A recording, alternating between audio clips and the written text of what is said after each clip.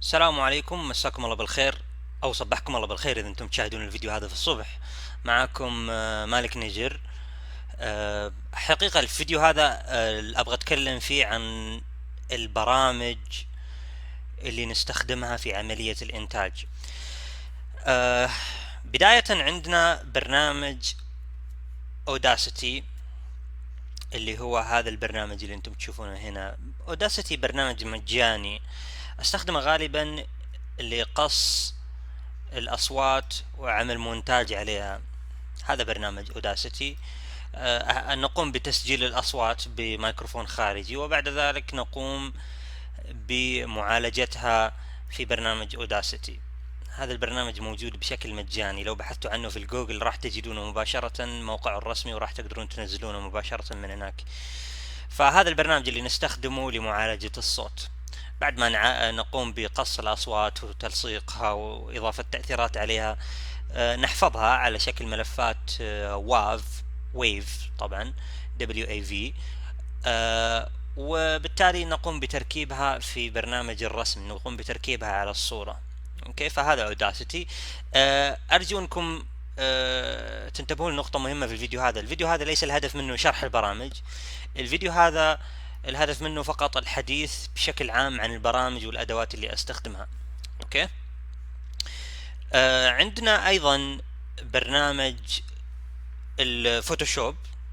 والفوتوشوب يعني غني عن التعريف، هو برنامج لمعالجة الصور وللرسم وللأشياء هذه. فوتوشوب نستخدمه لرسم الخلفيات، واللي أقصد بالخلفيات هي المشاهد التي تقف عليها الشخصيات في المقطع الكرتوني. فأحيانا قد تلاحظون أنه عندي مشهد لمثلا شارع، هذا هو. عفوا ثواني بس. هذا مشهد الشارع.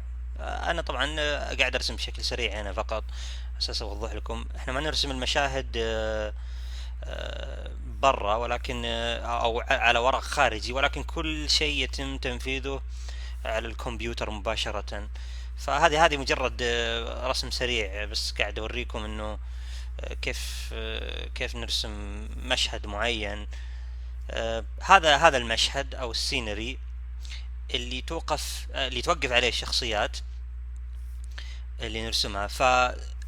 لأنها خلفية ثابتة لا تتحرك، فاحنا نفضل ان نرسمها على الفوتوشوب. وفي وقت وبعدين في برنامج التحريك نسحب الصورة كما هي، ونقوم بعملها، نقوم بتركيب الشخصيات عليها. اوكي، زي ما انتم شايفين هنا رسمت شغلة سريعة جدا، فقط نموذج لما هي الخلفيات اللي نرسمها. اوكي، انا راح احفظ الصورة هذه على اساس اعطيكم مثال عليها. راح احفظها الان ك ايمج. خلوني احفظها على الديسكتوب، بسميها ستريت. اوكي.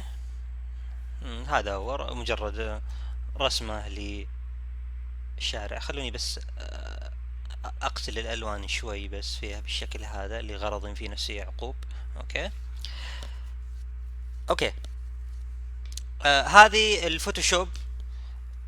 زي ما قلت لكم هو البرنامج اللي يستخدم لرسم الخلفيات. اوكي. لدينا برنامج اخر اللي هو الانيميت.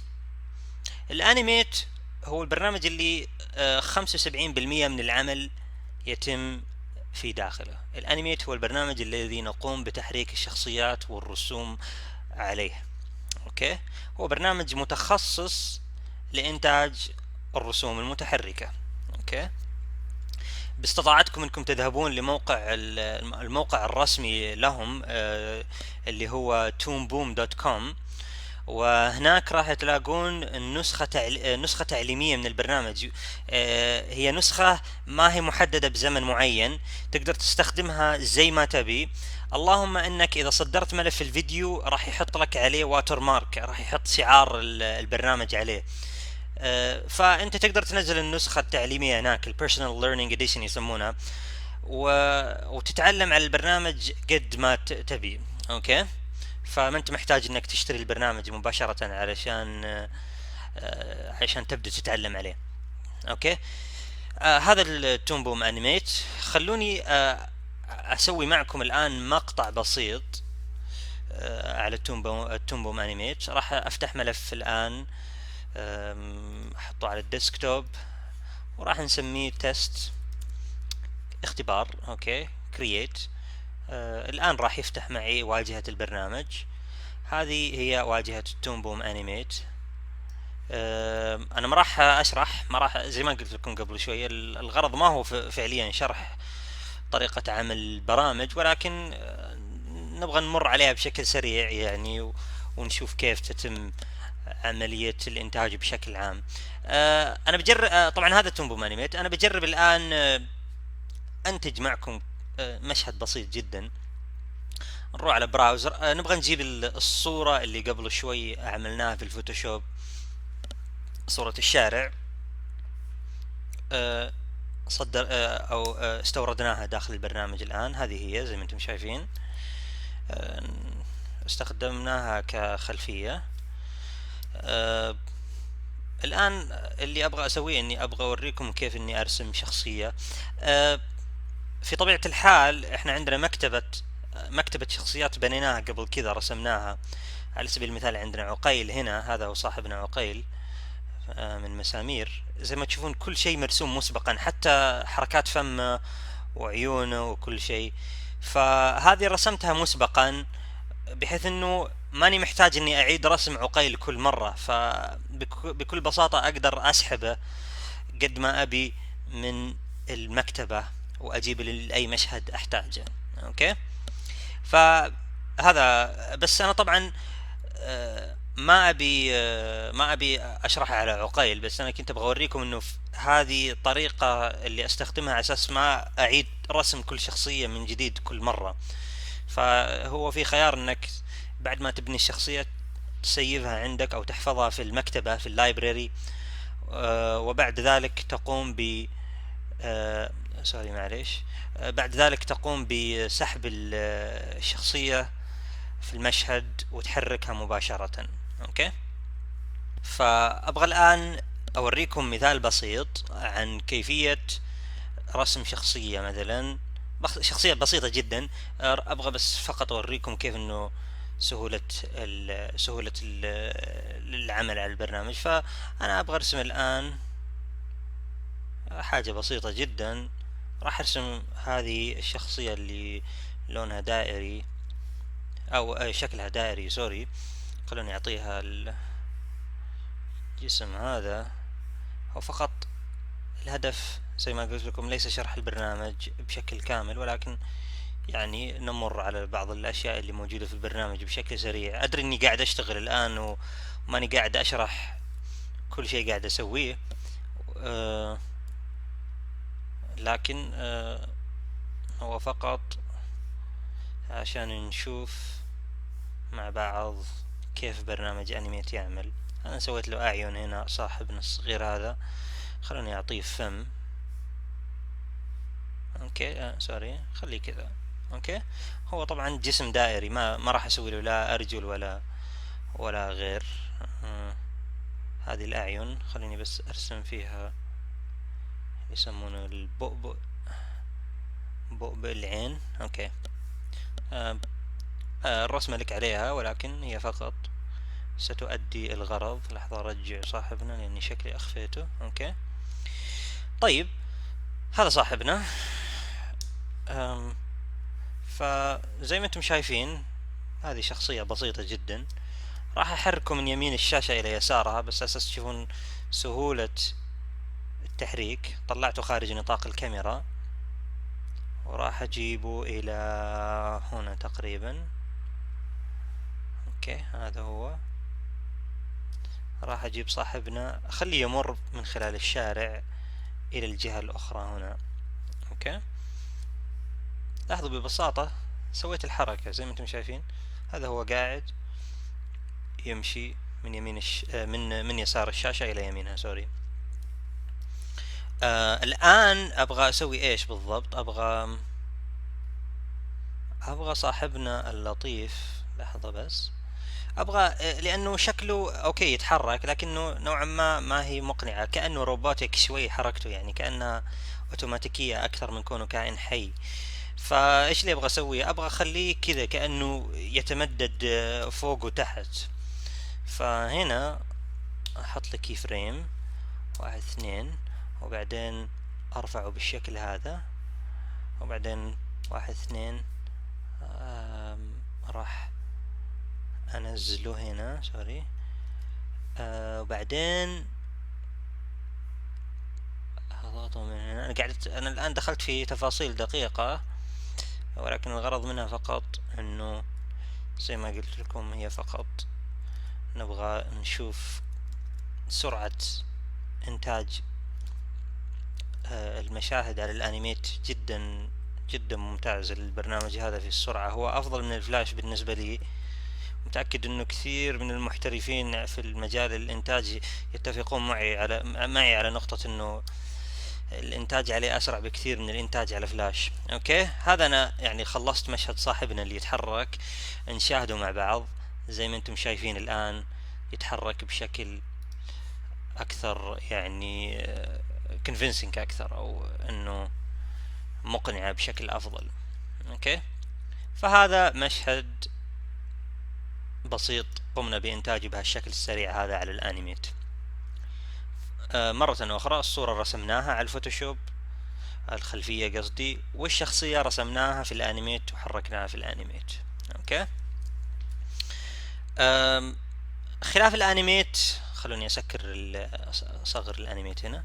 خلاف الانيميت عندنا البرنامج الافتر افكتس، وهو البرنامج هذا برنامج لوضع المؤثرات والتأثيرات على الفيديوز، ولكنه اكتشفت انه هو برنامج ايضا جيد للمونتاج. فدائما اذا عملت حلقة من حلقات مسامير، اعطيكم مثال هنا، انا ما اعمل كل مشاهد الحلقة في ملف انيميت واحد، ما اعملها، يعني ما اقعد اجمع المشاهد كلها ارسمها في ملف واحد في انيميت، ولكن افصلها.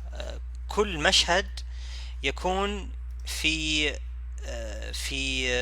في ملف منفصل. فعلى سبيل المثال خلوني نشوف الحلقة الأولى اللي هي جعلوني كورجيا، إذا تتذكرونها.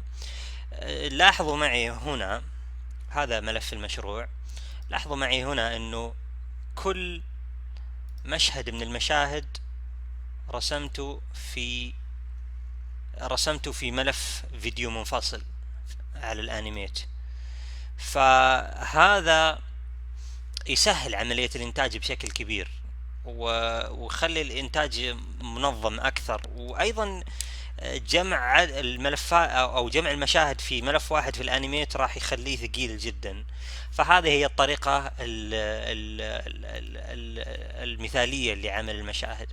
طبعا بعد ما اخلص المشاهد ابدأ اجمعها جوات برنامج الافتر افكتس، اجمعها على شكل ملفات منفصلة، واقوم بعمل اضيف التأثيرات الصوتية الجانبية، زي اصوات مثلا، حاجة شغلة انكسرت، شغلة مثلا صوت الطاولة، صوت التليفون، صوت الشغلات الجانبية. المشروع دائما او الملف في الانيميت يكون تقريبا ما في اي اصوات الا اصوات الكلام الحديث، الشخصيات تتحدث مع بعض. كل المؤثرات الصوتية اضيفها في وقت لاحق جوات الافتر افكتس. انا راح افتح لكم ملف، يعني مثال على الحلقة الاولى. زي ما انتم شايفين عندي هنا كل شيء جمعته في الافتر افكتس، ولو تشوفون التايم لاين عندي هنا في كل المشاهد بكل تفاصيلها. شايفين كيف؟ عبارة عن قطع صغيرة. المشهد تم جمعها في ملف افتر افكتس واحد. اوكي، هذه فائدة الافتر افكتس اللي انا وجدتها فيه الان في الوقت الحالي. البرنامج طبعا له قدرات عجيبة جدا، يعني تقدر تسوي مؤثرات زي مؤثرات الضوء، والمؤثرات مثلا تزيد الخشونة الصورة، نوعا ما تعدل على الالوان، طبيعة الاضاءة، الاشياء هذه كلها تقدر تعملها عن طريق الافتر افكتس. في النهاية نقوم بتصدير الملف، نعمل له رندر أو تصدير نهائي، ويتم حفظه على شكل ملف فيديو، وبعد ذلك يصير عندنا الحلقة جاهزة، ونقوم برفعها في اللهم صل على محمد في الفيميو أو في اليوتيوب أو ما إلى ذلك. هذه هي باختصار البرامج اللي أستخدمها في عملية الإنتاج. باقي فقط شغلة إنه بالإضافة إلى البرامج السوفت وير، عندي الهاردوير أو المعدات المحسوسة الملموسة عندي هنا. مثلا في سؤال مثلا يتكلم عن إيش هي أو إيش هو الجهاز اللي أستخدمه. أنا طبعا أستخدم جهاز ماكنتوش. الجهاز اللي أستخدمه ماك برو، هو عبارة عن جهاز ماك مكتبي.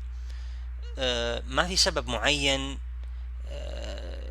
طبعا السبب اللي خلاني استخدم الماك هو انه نظام الماك ستيبل بالنسبة لي. انا شخصيا وجدت الثبات فيه اكثر من الويندوز نوعا ما كنت اعاني معه، كان عندي مشاكل معه. كان اوقات يعطيني ايرور، يعطيني اخطاء. الماك ما في مشاكل كثيرة، فيتركني اركز على شغلي. هذه الميزة اللي وجدتها فيه، فما عندي مشاكل تقنية كثير معه. كذلك النظام سهل جدا مقارنة بالويندوز. وجدت ان النظام الماك بسيط جدا، فهذا جعلني اتوجه للماك واستخدمه. خلاف الماك، انا مستحيل ارسم على ورق واسوي لها سكانينج او سكانر وبعدين نجيبها في الكمبيوتر زي ما انتم شفتوا قبل شوي. انا رسمت مباشرة، بس طبعا انا ما رسمت بالماوس. الرسم على الماوس عملية شبه مستحيلة، ولكن انا استخدم تابلت للرسم على الكمبيوتر. التابلت اللي استخدمه راح اقول لكم ايش التابلت الان، اوضح لكم. بس التابلت اللي استخدمه هو من نوع واكوم، هو افضل نوع موجود. هذا هو التابلت. تابلت عبارة عن لوح إلكتروني مع قلم، وعن طريقه نرسم مباشرة على الكمبيوتر بشكل طبيعي جدا، بحيث انك تشعر بانك قاعد ترسم على ورق. ما في فرق. طبعا اذا رحتوا الموقع واكم راح تلاقون عندهم انواع كثيرة. انا شخصيا استخدم اللي هو الانتيوس. اخليكم تشوفون الانتيوس. هذا هو الانتيوس.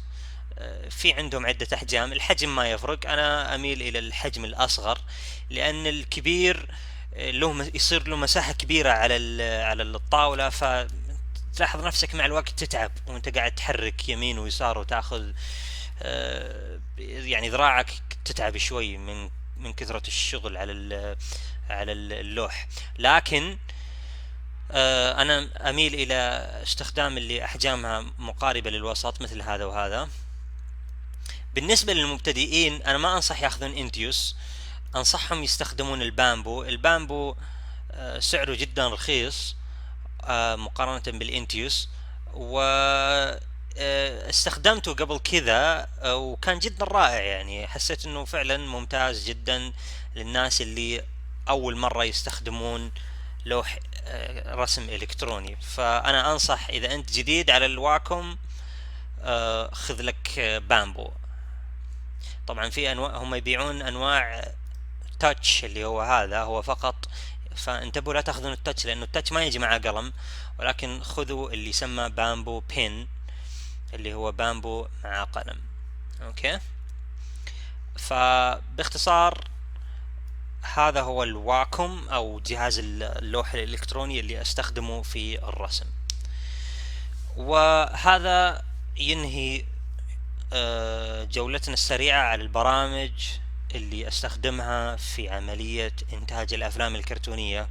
انا اعتذر اذا كان شرحي غير واضح، يمكن لاني فاشل في الشرح، ولكن اتمنى انه وصلت المعلومة بالشكل الجيد، وأسأل الله لي ولكم التوفيق، والسلام عليكم ورحمة الله وبركاته.